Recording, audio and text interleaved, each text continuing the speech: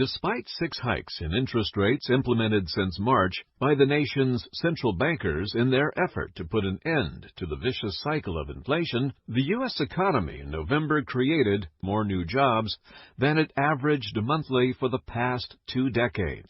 The 263,000 new jobs is 30% higher than the economists expected, and it means that the central bankers have no choice but to extend their aggressive campaign to raise lending rates this week and into the first quarter of 2023. The Federal Reserve System, as the nation's central bank, has no choice but to put the kibosh on job growth, because it is putting upward pressure on wages and making inflation worse.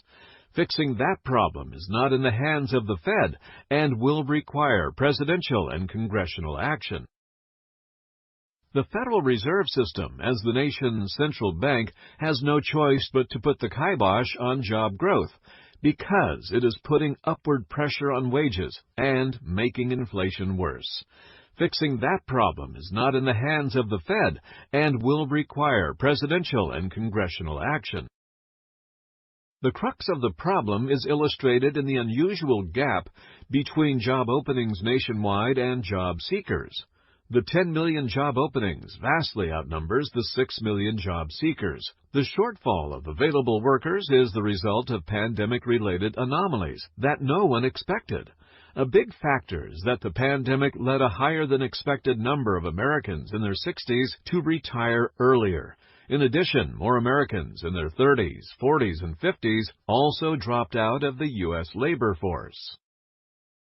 Another factor in shrinking the labor force is that, from the beginning of the COVID-19 pandemic in March 2020 till late 2021, international immigration flows to the U.S. decreased significantly. According to a newly released study, changes in international immigration into the U.S. is likely driving wage increases and adding to inflation. The authors of the study warn that wage increases can temporarily help attenuate the wage inflation problem, but says it eventually may trigger a negative cycle of lower growth in the U.S. Fed Chair Jerome Powell, in a speech this past Wednesday, said that the U.S. labor force has a shortage of about 3.5 million workers, and that 2 million of those are individuals who retired earlier than expected and would not be returning to work. While he identified and defined the labor shortage problem, he pointedly said that making policies to support labor supply are not the domain of the Fed. For the near term, the Fed chair said the shortage of qualified job applicants will only be moderated by forcing employers to pay higher wages. He left the labor shortage problem to the elected leaders of the nation to resolve.